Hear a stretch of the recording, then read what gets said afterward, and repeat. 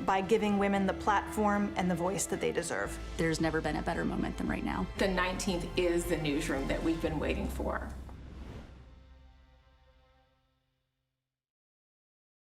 Hi everyone, and welcome to the 19th, where our virtual events give you a front row seat to conversations at the intersection of gender, politics, and public policy.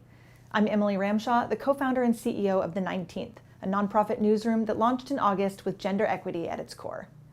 Today we are so pleased to bring you this conversation with the all-women Biden-Harris communications team, featuring White House Communications Director Kate Bedingfield, White House Press Secretary Jen Psaki, Principal Deputy Press Secretary Karine Jean-Pierre, and Chief Spokesperson for the Vice President Symone Sanders. The conversation will be moderated by the 19th's Editor-at-Large Errin Haines. Before we get started, let's hear a short word from our sponsor, the Eller Group. I'm Elizabeth Rutledge with the Eller Group. We are so happy to sponsor this truly historic event. These four women will help shape and deliver our new administration's message. Their challenge is enormous, but we know these women are more than up for the task. And I'm Mindy Noonan from the Eller Group. We're also grateful and want to say thank you to the 19th for giving us the opportunity to be a part of today. The 19th's mission to inform and engage with those long underrepresented by the American media is needed now more than ever. Thank you for being part of today. And to learn more about the Eller Group and what we do, visit ellergroup.com. If you like today's event, we hope you'll share it on social media and tag the handle 19th News. You can also get notified about future events by signing up for our free newsletter at 19thnews.org/subscribe. Finally, we'd love it if you joined us as members of the 19th at 19thnews.org/membership.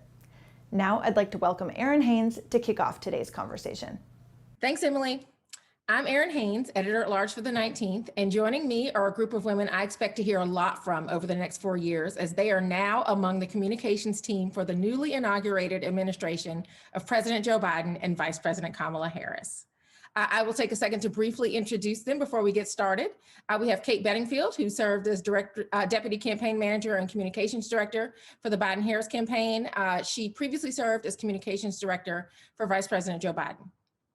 Karine Jean-Pierre was Senior Advisor to President-elect Joe Biden and Chief of Staff to Vice President-elect Kamala Harris on the Biden-Harris campaign. And prior to her role on the campaign, she served as Chief Public Affairs Officer for MoveOn.org and as an NBC and MSNBC political analyst. Jen Psaki held several senior roles in the Obama-Biden administration, including White House Communications Director, State Department spokesperson under then Secretary of State John Kerry, and Deputy White House Communications Director and Deputy White House Press Secretary during the financial crisis. And Symone Sanders served as Senior Advisor on the Biden-Harris campaign. And in 2016, Sanders was the youngest presidential press secretary while working on U.S. Senator Bernie Sanders' then presidential campaign. And before joining the Biden-Harris campaign, Sanders was a CNN political commentator and served as principal of the 360 Group, LLC. So I want to start by welcoming Kate, Jen, Karine, and Symone to our audience, to our first event of 2021, and just say Happy New Year to all of you. Oh, great to be here. Thanks for doing this. Happy New Year, Errin. Yeah, awesome. Well, listen, let's jump right into the conversation because I know our audience is so eager to hear from all of you, and we have a lot to cover and not a ton of time. So I want to hear from as many of you as much as possible, and I know you are not shy about chiming in, so feel free to do that. I think let's start with, President Biden ran a campaign. His campaign is really a battle for the soul of America. And the theme of inauguration, as we saw, was America United. But what we've seen since his election, and really in the days leading up to him and Vice President Harris taking office, including the unfortunate events of January 6th, have really shown that our democracy remains quite fractured and fragile.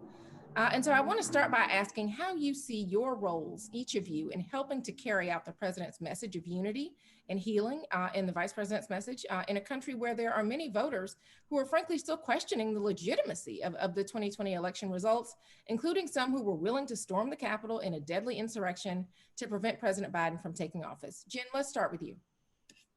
Wow, well, that's a heady question. And I think a lot weighs on all of our shoulders, with great responsibility and with great opportunity, I should say, comes great responsibility. I think that what our focus is in the Biden-Harris administration, in the press office, and on the communications team. We're all one big happy family team, is to, do everything we can every day to rebuild trust with the American public and accept that it's not going to happen overnight. But we're going to rebuild that trust by bringing back policy, bringing back substance, having real conversations about the real issues impacting people, whether it's the pandemic or the economic crisis or climate change or frankly, racial injustice in this country. And, we feel that that's going to speak for itself. We're not naive. It's again, not going to happen overnight, but we think if we put our heads down, keep focused on the work, take a signal from all of our boss, President Joe Biden, and obviously Vice President Kamala Harris, that in a couple of months, we're hopeful that we'll see the country beginning to heal. Kate, I would add to that. Yeah, I would say, Erin, I think you pointed out President Biden spent a lot of time on the campaign trail talking about unity, really appealing to people around this idea that we can come together, we can work together. And there was a lot of doubt about that. There was a lot of doubt amongst journalists. There's a lot of doubt amongst pundits who said, in the Trump era, can that really work? Is that really what people want? And, overwhelmingly, that wound up being the case. 81 million people came out and voted for President Biden and Vice President Harris, in large part because he was offering a belief and a sense of optimism around the idea that we don't have to just retreat to our corners and simmer in hatred and divisiveness, that, we can find a way to work together, even when we don't always agree. I think he's very clear-eyed about the fact that sometimes you have to work with people that you don't agree with. And so you asked how we view our roles in carrying forward his message of unity. And one thing I would say about that is, I think he is his own best messenger. He believes powerfully in this message. And so as somebody working on his communications, I try to think about, my team tries to think about, where can we put him in front of audiences? How can we be creative about who, which platforms he speaks to? How can we reach people in different and non-traditional ways so that they have a chance to hear directly from him this incredibly powerful message of unity? So that's one of the things that I think are really going to prioritize as a communication strategy moving forward. So Erin, you talk about January 6th and that very fateful day in our not distant at all, frankly, history, where our democracy was attacked. But on that same day, I'd like to remind folks that Democrats and Republicans, the former Vice President of the United States of America, Mike Pence, they came back to the Capitol to do their jobs. Democrats and Republicans came together to ensure that democracy would push forward. And I think that we have had many examples over the last couple of weeks and months, actually, of Democrats and Republicans coming together as Americans. We are in the midst of and we've talked about it tonight, we're in the midst of a global pandemic. Okay, this pandemic, COVID-19, does not care if you are a Democrat or a Republican. And so it is the collective jobs of not just us on this Zoom, but the entire staff throughout the administration, whether you are in the White House or at an agency, to make sure that we are doing everything we can to push the ball forward on tackling this virus, getting this pandemic under control, and also concurrently addressing the additional challenges that the president and vice president have laid out that are confronting the American people, a climate crisis, a crisis of racial injustice. And so this is a whole of government approach here. That is the lens through which I view my work. And I think I can speak for my colleagues when I say we, that is the lens through which we view the task and the work before us, a whole of government approach. That means it's all hands on deck. That means that it is not just when we talk about communicating the message of the president, the vice president and the vice president's team are fully integrated into that as well. This is a partnership, and I am just, I'm just really excited about it's a lot of work, but I'm also really excited about the work that we do have to do, because I fully believe that a Biden-Harris administration would save lives. I said it many times on the campaign trail, and now we are here. in the midst of the early days of a Biden-Harris administration. We're going to save lives. We're getting to work for the American people, and we're bringing people together in the process. Karine, do you have any thoughts on this one? I would argue that democracy actually did work, right? I think democracy, I think saved us, and you see that by basically what Kate said. 81 million people came out. They came out and they came out and spoke very clearly that they wanted something different, that they wanted new leadership, that they wanted a Biden-Harris administration, and I think that's incredibly important.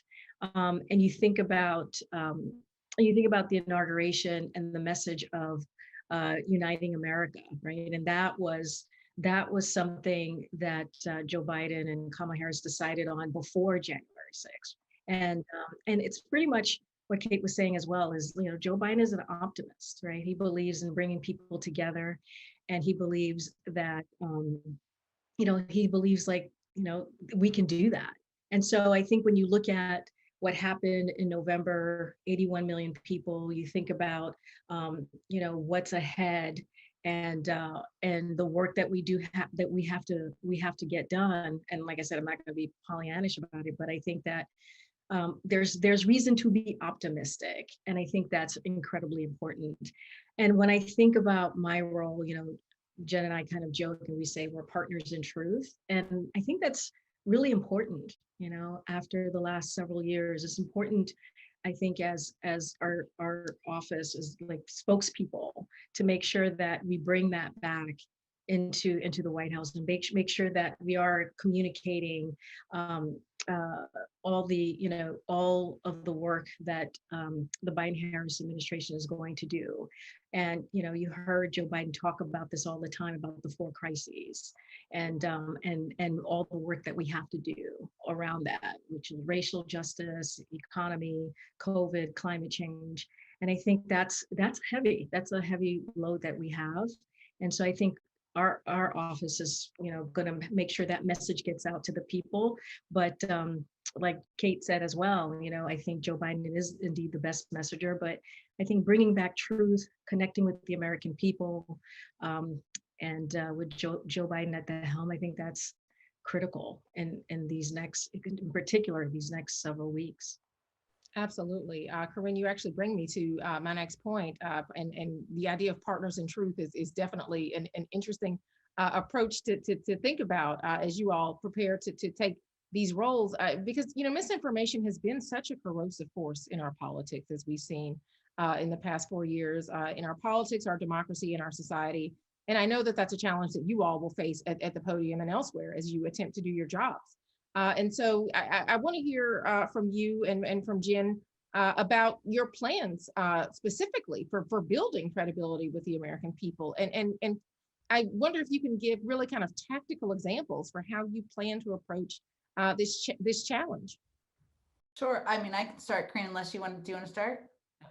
I was just noticing how on point Karine's makeup looks. We're women. We can just we can comment on things like this. One of the first times Karine and I had we've known each other. We've all known each other, I will say, in different ways for years. That's the other thing. I mean, Kate Bedingfield and I have been friends since we were baby press people at the Democratic Congressional Campaign Committee in 2005. Karine and I spent many a day in the CNN green room. I've been on many panels with Symone. We all have stories like this. So I will say the first time we talked about working together in this job, Karine and I talked about exactly that, this incredible responsibility we felt to frankly deliver on what President Biden asked us and expects of all of us, which is to maintain the kind of tone, the calm, the discipline of how you're communicating with the public in a way that isn't knee-jerky and isn't responsive to Twitter, but is delivering information that is about what is impacting people's lives. And, we've talked about a couple of tactical things. I'll start off, and then I'm sure I'm not going to remember everything we've talked about, but returning to the daily briefing every day. That may sound very basic, but that has fallen off by the wayside. We're going to do a briefing, we think, for the first time ever on the day of the inauguration. I don't know, history books will have to check me on that. We're going to bring policy experts to the briefing room, people who will be the faces of the policies of the Biden administration. And because it's been a priority, these faces will not be all white men. They will be diverse faces, men, women of different backgrounds and experiences. We've also talked about building off the briefing. Everybody doesn't watch the White House briefing. I don't know that I'd ever watched the White House briefing before I worked in the White House, and I was into politics. So meeting people where they are, bringing in, asking questions from YouTube personalities, doing regional reporter roundtables. These are things that some of us will do, the spokespeople in the press office, but also the communications team. We have a range of incredible women and frankly, faces and voices that part of our job is also to lift them up. So that's just a start. We've got lots of ideas, but that's some of what we're thinking about. Like, look, Jen was talking about diverse voices. If you look at the cabinet and how diverse the cabinet is, the most diverse cabinet ever, I think that says a lot too, as to what we're thinking and who the voices that Joe Biden and Kamala Harris want at the table, right? And to represent them out there to the American public, not just in the comm shop, but outside of that. And I think that's also critical and important as we talk about how we're moving forward and what Joe Biden is thinking, what Kamala Harris is thinking as well. I should call them President Joe Biden, Vice President Kamala Harris. We're all getting used to it. Absolutely. It's to be appropriate. Kate, is there anything you wanted to add to that? So as we think about a communication strategy to combat misinformation, I mean, I think Jen and Karine have touched on already so many pieces that are important. When I think about how we are going to deploy, as Karine noted, for example, members of the cabinet who are incredibly effective spokespeople for the administration. I think, we really think about the way to combat misinformation is to put information out there. And I think we've had, for the last 4 years, we've had an administration that has had a very casual relationship with the truth. And, one thing that President Biden said repeatedly on the campaign trail was, truth over lies, science over fiction. And we're going to be wholly committed in everything that we're doing from a communications perspective. We're going to be wholly committed to sharing honest information. And sometimes that's going to mean that it's not, that we don't have the loveliest, rosiest picture to paint. That's going to happen sometimes. And so we're, as a communications team, we're going to have to think about how do we communicate honestly with the American people when we have hard news to share. I think President Biden has said many times, the American people can handle anything, but you have to tell them the truth. And that's something that he's incredibly committed to. So as we think about how we approach a communication strategy, we factor that in. Our job is not just to, to paint everything with a rose-colored brush. Our job is to be honest with the American people. And so, we'll think about how we put voices out from across the administration to deliver the truth and make sure that the American people are getting straightforward information from the administration.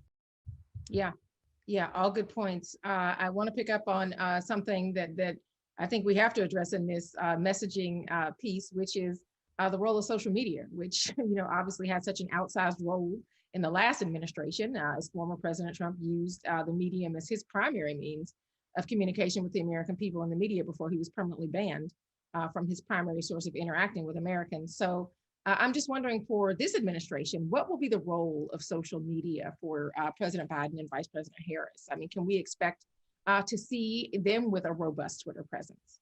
So I think we all have thoughts on this. So, what I would say is that it will be one piece of how they communicate, because it is such an important direct line of communication to so many people across the country who, like, as Jen said earlier, are not watching the White House briefing every day, or are not like picking up the newspaper and going straight to the politics, or even the news section every day. So it has enormous value in reaching people where they are.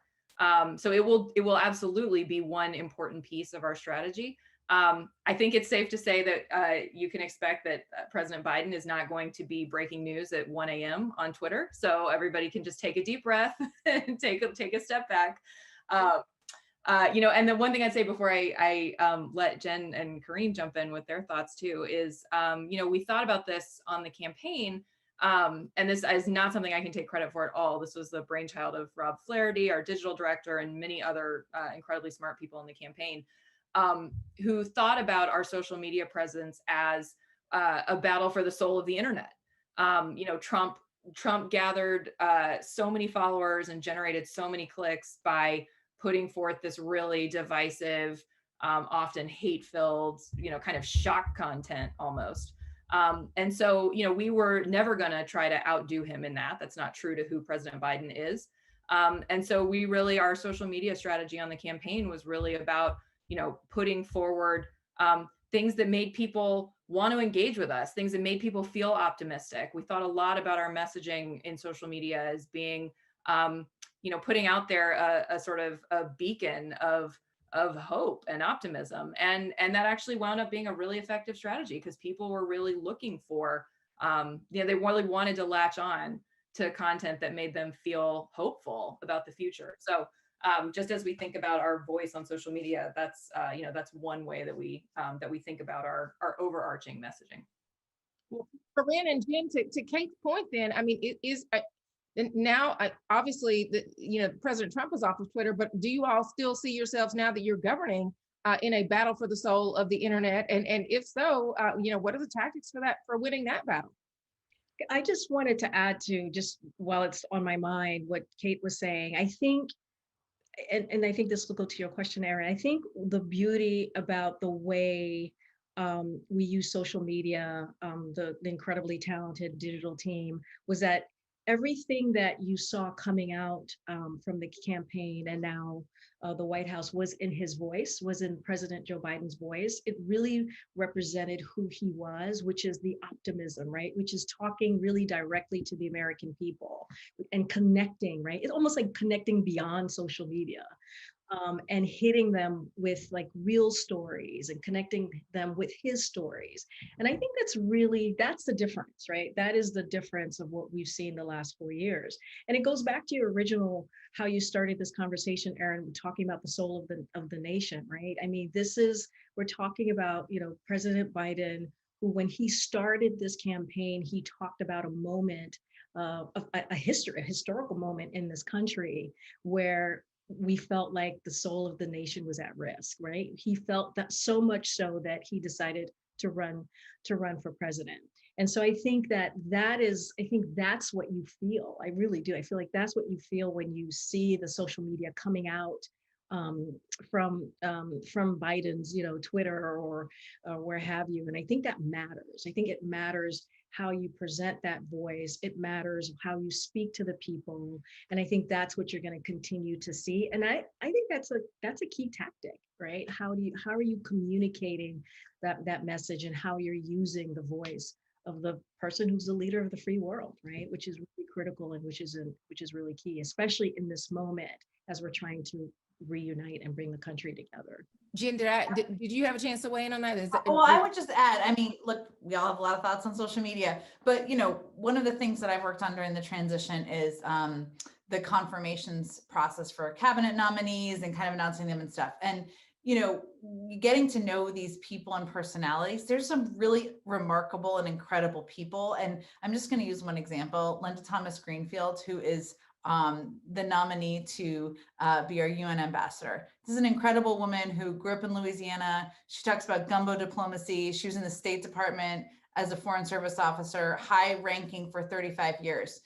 We started a Twitter. I mean, she had a Twitter account, but like we've used her Twitter account, and she's used it to kind of introduce herself and let people get to know her and like bring the American public into like, what the heck does the US UN ambassador do? And what's the State Department? And what are we trying to do around the world? And part of our objective, I think, for all of us is to peel the curtains back and make it all more accessible. Jake Sullivan, we made him start a Twitter account. We've now like created a Twitter animal in a good way. When news broke, I think, last week or earlier this week, it's all running together, about Alexei Navalny, kind of a Russian opposition leader, being arrested. Jake tweeted a comment that was taken as the view of the incoming administration. Very quickly, very accessible. It wasn't going to the State Department press list. That's important too. People who are interested in that, who want to know what's up, they can get it. It can really break down barriers and make things accessible if you use it in the right way. But none of us are going to be using Twitter to battle in a mean way with people. That is not who President Biden is, and I don't think that's who he'd want any of us to be. Yeah, yeah. Well, I also want to talk about how you all are going to message on what I know is the top priority for the president and the vice president, which is the pandemic now that they have taken office. But, you know, again, Americans have lacked a national plan for addressing the pandemic from either a public health or economic perspective. And the emphasis in Washington has largely been on politics and not science. So I'm wondering if you all can talk about the messaging plan to really restore confidence in our government and scientists so that we are truly all in this together as the country reopens and looks to the other side of this pandemic and what our new normal is going to be. Yeah, I'm happy to start. As you said, rightly, this is the top priority for President Biden. And, you know, I think there are a couple of things that we really want to try to do with our messaging and our communications plan out of the gate. First is to show that he is using every tool available to him to make progress on the virus, to make progress on containing the virus, I should say. You know, there's been an incredibly haphazard effort from the Trump administration. And I think one of the things that President Biden wants to make very clear right out of the gate is that he's turning the full force of the federal government on tackling this problem. And that means things like activating the Defense Production Act to make sure that we have enough syringes to get vaccinations into people's arms. I mean, you kind of forget that a massive national vaccine program is a huge logistical undertaking, massive. And that's something that the federal government can actually be an incredibly effective driver on. It's like there are not many entities that are going to be able to, to stand up and mobilize nationwide that kind of logistical operation. So he wants to be very clear from the outset that he's taking a different approach. He's taking a whole of government approach, and he's taking an aggressive approach. I think the second piece, which you kind of touched on, Errin, is restoring faith in science. So restoring people's faith that our government's response is being driven by science. And one of the ways we do that is by showing that science is leading the way. That means putting scientists who are, everybody knows Dr. Fauci. It'll be putting Dr. Fauci front and center, but also putting some of the other experts, medical experts who are advising the response out front to show that, this isn't about politics. This is about medicine. This is about science. It's about making sure that people all across the country have access to a safe vaccination. That's communicating on the vaccine is going to be a huge, huge priority and a huge piece of the work that our communications operation is doing right out of the gate, because, it's a massive undertaking and there's a lot of work to be done to rebuild Americans' faith in government. And I know President Biden sees that as one of the big tasks on his plate.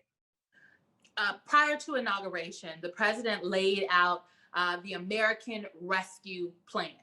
And it was the first of two packages to provide relief to the American people. We believe that we have to give relief. There are people who are hurting. Relief cannot come soon enough for folks all over this country. There's a hunger crisis in this country right now. There are people standing in food lines who would have never imagined they would see a food line. People are struggling to pay their rent and their mortgages. But we also need recovery. And so in a few weeks, you will see a second package from the president and the vice president focused on recovery of our economy for Americans all over this country. So why do I say that? I say that because what is the messaging strategy? Well, first and foremost, we have to communicate early and often. We have to be transparent and we need to be accountable.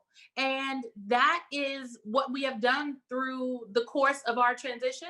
And that's how we will conduct ourselves as across the White House communications operation. And that, yes, includes the office of the vice president. Many people know that the vice president's late mother, Shamala Gopalan, was a breast cancer researcher. But I don't know if folks out there are aware that she was also an advisor to NIH. NIH is one of the places that was instrumental in developing and pushing forward the vaccines. So science is so critical to really how this administration will operate, but really to who Joe Biden and Kamala Harris are.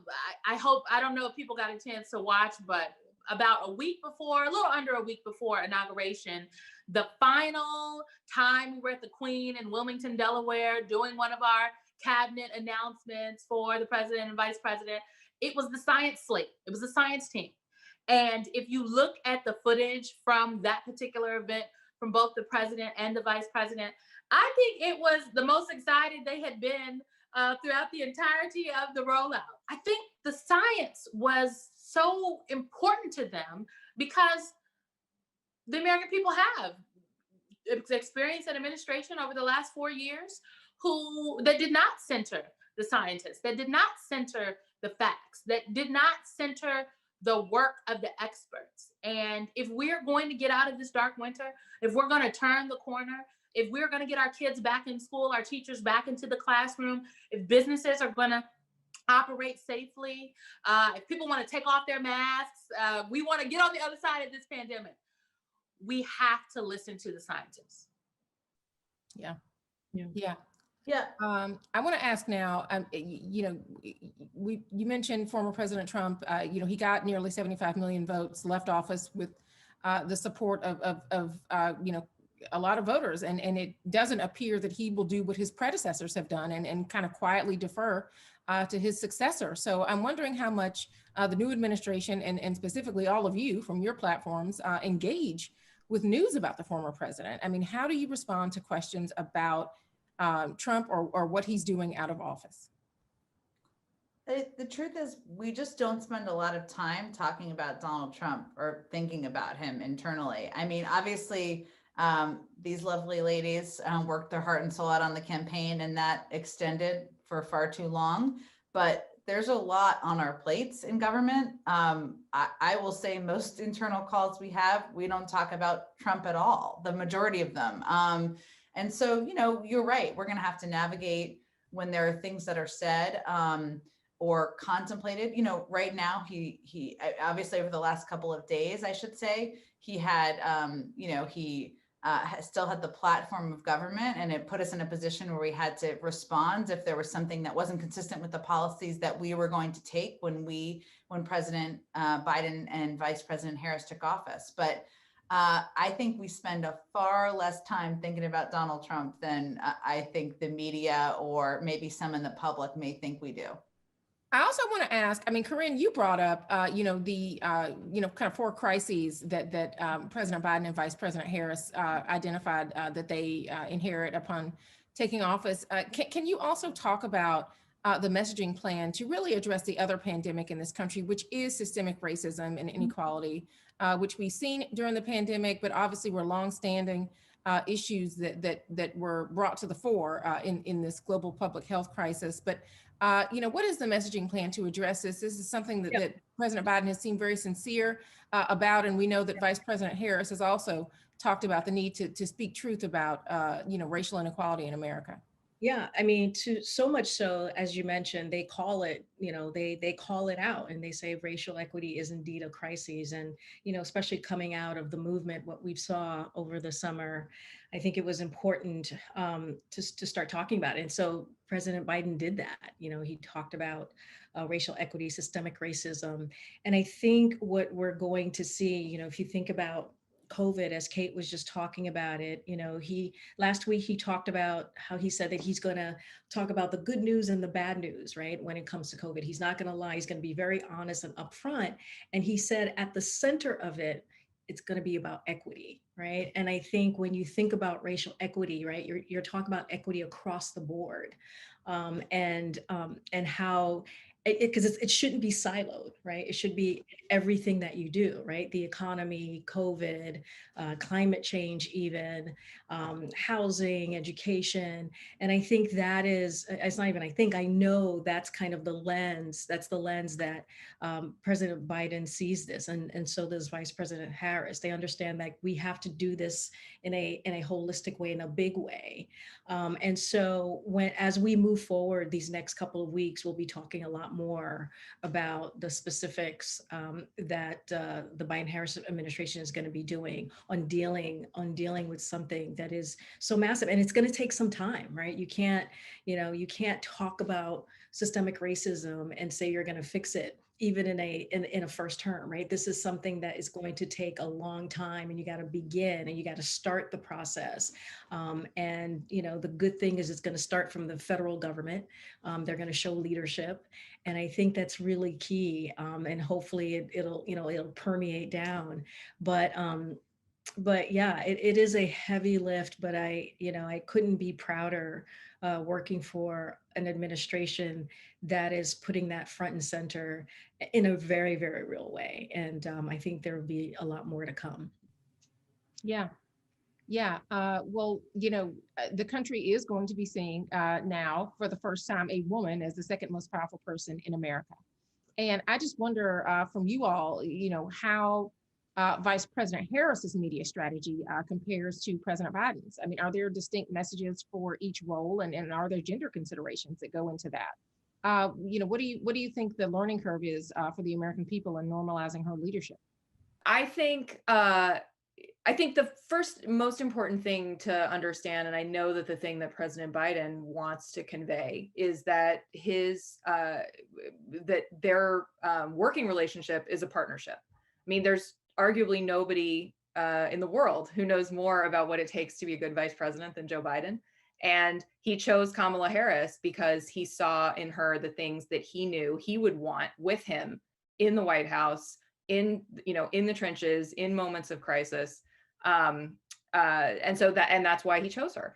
So, as we think about a communication strategy, I think, there's no question, of course, that she can reach different audiences. There are audiences that she resonates with more. There are audiences that he resonates with more. Of course, we think about that when we think about communication strategy, but we don't think about it in a sort of like a gender siloed way at all, because the overarching aim of our communications work is to really put their partnership on display and to show what an integral role that she plays in leading this White House. So, when we think about how are we going to, for example, as we've been thinking about how we roll out some of the big policy steps that we're taking, via executive order as soon as we come into the White House, and as we think about how we start to really make the case for the American Rescue Plan that President Biden unveiled last week, we think about Vice President Harris is one of the strongest, most effective voices that we have in the administration. So how do we put her front and center? How do we build out a totally integrated communications plan where, President Biden is carrying, a piece of the message here, and Vice President Harris is carrying a piece of the message here. She is a partner in all of that. So we really think of it in a holistic way, rather than sort of addressing, as you asked, addressing sort of a gender focus for either of them, to be honest with you. With Vice President Harris, taking office, the country seeing for the first time, a woman is the second most powerful person in America, and wondering how Vice President Harris's media strategy compares to President Biden's, and if there are distinct messages for each role, and if there are gender considerations that go into that, and kind of what the learning curve is for the American people in normalizing her leadership. Well, Errin, I think if I heard my colleague Kate Bedingfield correctly, what she was basically describing to you was a coordinated media and press strategy. So we are one team by virtue of the fact that we are on this one Zoom together tonight. And so really, Vice President-elect Harris's goals, if you will, her media, her strategy, the strategy around our operation is fully integrated into the greater White House operation. On the day of inauguration, President-elect Biden, after noon on January 20th, will become the President of the United States of America. Kamala Harris will become the Vice President of the United States of America. And Joe Biden and Kamala Harris, they're going to go and they're going to get to work. And the president-elect is going to sign a number of executive orders signifying that work that is about to happen. We are sending bills to the Congress on day one. We are keeping our promises from the campaign trail. And the vice president-elect has been a partner in that effort. And she will be there to help amplify, but also help lead on a number of different pieces. So really, I think the history of this moment isn't lost on her. It's not lost of any of us sitting right here. And I don't think it's lost on the American people. They voted and the people marched and they raised their voices and they stood in line, long lines in places all over this country, especially in places like Georgia. Sometimes some people even went back and did it again. And they elected John Ossoff and Reverend Warnock, and they elected Joe Biden and Kamala Harris because they wanted people, their elected leaders, to work for them. And we truly believe that what the American people voted for, what they would like to see from this administration is action. And I can't think of two better people than Joe Biden and Kamala Harris to deliver for the American people, to bring us out of this dark winter, to confront these crises, these 4 crises and challenges the American people are dealing with the public health crisis, the economic crisis, a crisis of racial injustice, fighting for racial equity, and a climate crisis. Joe Biden and Kamala Harris, they can't do it all alone, but they, and they're not saying are going to. We're going to bring people together, bring everyone into this whole of government effort, and all that starts on day one. So the history, we all feel it, but there's real work to be done, and that is what the vice president-elect herself is focused on. Yeah. Well, listen, I want to, for our final thought, really hear from each one of you, because women are going to be front and center, for this Biden-Harris communications team. I write and talk about just the idea of normalizing women's leadership in general, and what that does for folks' political imaginations. I'd love to hear from each one of you about, how you see your role in accomplishing that normalizing women's leadership going forward, particularly in our politics. Jen, we can start with you. I would say the first thing is we have this incredible group of amazing women. None of us are wallflowers. All of us are experienced and tough as nails. And also many of us are moms and, women first, sure, but we're the best in the business. And this is the group of women who are the best in the business. And that is why we have these jobs, not because we're women, but because because this is a group of women. And I will say that about my colleagues here and other women who are working with us, who Joe Biden, President Biden, Vice President Harris felt were the best people to be leading the communications with the country. And I think that's how we normalize. We should celebrate that we're all women, but it is more that this is a group of the best, and that's why we're here, not just because we're women. Yeah. I could not say it better than that. I'm like, how can we follow that? I mean, look, she that's my spokesperson. She just spoke for me. I'll speak for you anytime. I'll speak for you anytime. Look, truly, Jen said it best. I think it is amazing that we get to serve together. Many of us have worked together in various capacities over the last couple of years. I worked with Karine and Kate on the campaign, and a number of our other colleagues in the communication shop across the White House communications operation. Jen, I know from my time as a political commentator. So many tables, okay? Many a Sunday shows. So I think it's amazing that we have this moment has converged at this particular point in time to bring us all together to serve. And that's what we're here to do. And the Vice President Harris often says that the teams that we are building are, yes, barrier breaking, but as Jen noted, they are qualified, they are capable, and they are the best. And I am honored to serve with the qualified, the capable, and the best. And, we've got a lot of work before us. The goals that the president and the vice president have set out for us are not easy, okay?